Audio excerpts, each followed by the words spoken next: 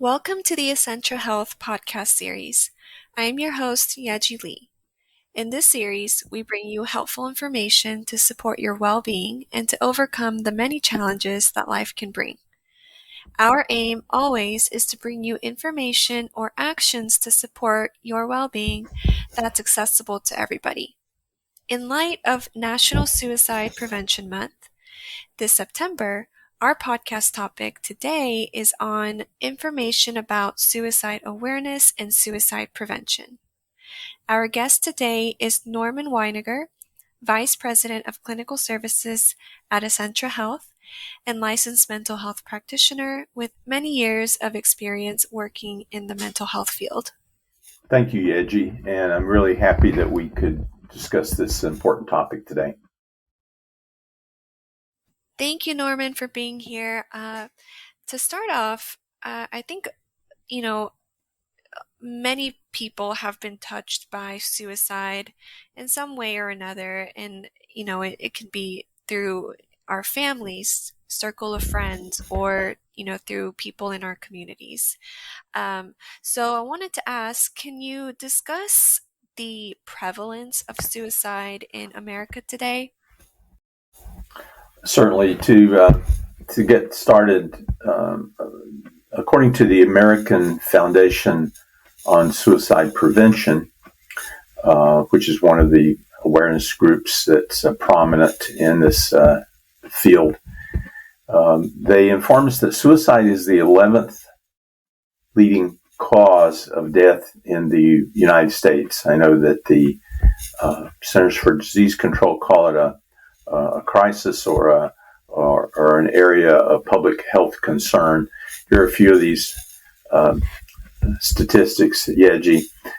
In a recent year, over 49,000 Americans died by suicide. That equates to about 135 people every day, or about 6 people per hour every hour of the year, which is kind of an incredible number to get our minds around. Above and beyond that, we're informed that there were something around like 1,600,000 estimated attempts at suicide, and I would venture that that's probably an underestimate. So lots of attempts at taking one's lives. Now, in 2022, which I think is the last year that we have some good statistics for, men died by suicide 3.85 times more than women did, Yeji. So men tend to take their lives more often, whereas attempts tend to skew more toward women in that sense.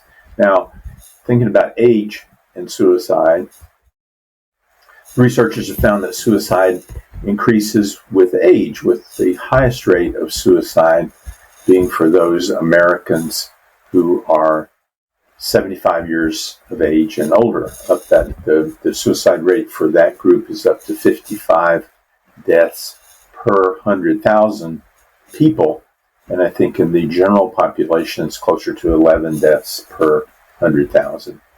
On the other end of the age spectrum, suicide is the second leading cause of death in young people, in people aged 10 to 24 years of age. It's the second leading cause of death.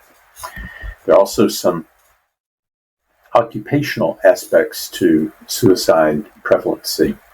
For example, military service veterans are about 1.5 times more likely to die from suicide than are non-veterans, Yeji. Also, law enforcement personnel seem to have a higher rate of suicide. Suicide rate among law enforcement populations, researchers tell us, is around 18 people per 100,000, and that's more than the general population's rate of around 11 people per 100,000. Now, There's a lot of statistics there, and they don't get at the pain and tragedy of just one suicide. Researchers who have looked into that issue, namely how many other people are affected by a suicide, tell us that each suicide traumatizes about 135 other people.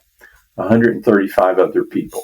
That would be family members, friends, co-workers, neighbors, members of other social circles and communities. And that sometimes those suicides trigger overwhelming and long-lasting distress in those people. If you do the math there, you come up with something like 6.6 million people each year affected by suicides in this country in some shape or form. So, large number. All those statistics get at the enormity of this issue and why groups like the CDC and others describe this as a major public health concern. Thanks, Norman. I think, we all understand that suicide is a big problem in America, but I think it's always very surprising and alarming to kind of hear those kinds of detailed stats on suicide. But following that, can you talk a little bit about what some of the common risk factors are for suicide and as well as warning signs for suicide? Sure. Risk factors are those elements or qualities that maybe put people more at risk for a behavior, such as taking their own life. That doesn't mean that the risk factors, as you know, are predictive of that or are universally leading to suicide. After all, suicidal behavior is complex. There's no one single cause, and that's why we have to speak sometimes in these general terms. We have to keep in mind that suicide affects people of all genders and ages and ethnicities and stations in life. Having said all of that, here's some of the factors that researchers tell us can put some people at a higher risk for suicide. Excuse me. One of the first is suffering from clinical depression, experiencing substance misuse disorders, or other emotional conditions that create isolation and loneliness and despair in people. Another risk factor can be chronic pain. Suffering from chronic pain is sometimes associated with people who have completed suicides. A personal history of suicide attempts puts individuals at risk for a completed suicide. Some other risk factors include a family history of mental or emotional disorders or substance misuse disorders, a family history of suicide. There's some trauma factors that come into play as well, such as being exposed to family violence, including physical or sexual abuse, exposure to trauma in the military, or exposure to trauma as a first responder. Other risk factors get at the access to lethal means of suicide. So the presence of guns or firearms in the homes creates a higher risk than the absence of guns and firearms in the home. And having been recently released from prison or jail is another risk factor that some people encounter. Now, warning signs. Let's talk about that for a moment. That was part of your question. And these are some of the basic warning signs of suicide that we can all be attuned to as we think about preventing suicide. One of the warning signs, and it's a fairly common one, is talking or thinking often about death, and that you might pick up on that, not just through people directly speaking about thinking about suicide, but you might pick up on that indirectly from conversations that you have with people who have that kind of on their minds. Another concrete thing that is a warning sign, I should say, is saying goodbye to friends and family and kind of withdrawing socially from friends and family. Another one is an individual who goes about putting their business and personal affairs in order, such as making a will, and doing that in such a way that's out of character for them. Another warning sign can be an individual, again, out of character, starting to take great risks with themselves, risks that could lead to death. An example of that might be driving fast or driving recklessly. Another example might be an individual who talks about having feelings of emptiness or hopelessness, or talking about having no reason to live. In talking about these warning signs, I encourage people to think about how they might fit into the context of being out of the norm for an individual. And that would include displaying mood swings, suddenly changing from very sad to very calm or very happy. Excessive use of alcohol or drugs can be another warning sign. Appearing anxious or agitated, changing in eating and sleeping habits, or some extreme emotional states like rage, or talking about seeking revenge. A lot of these things are not necessarily warning signs, but they could be for an individual when they are put together in combinations, or when they seem to be very out of character for that individual. So these are some warning signs that we can all keep in mind as we think about suicide awareness and prevention. Thank you, Norman. I think it's always really helpful to be aware of some of these warning signs so that, if we notice these kinds of signs in anybody near us, we can always lend a helping hand. And so kind of following from that, can you talk about some of the ways that people can help anybody that may be going through emotional pain?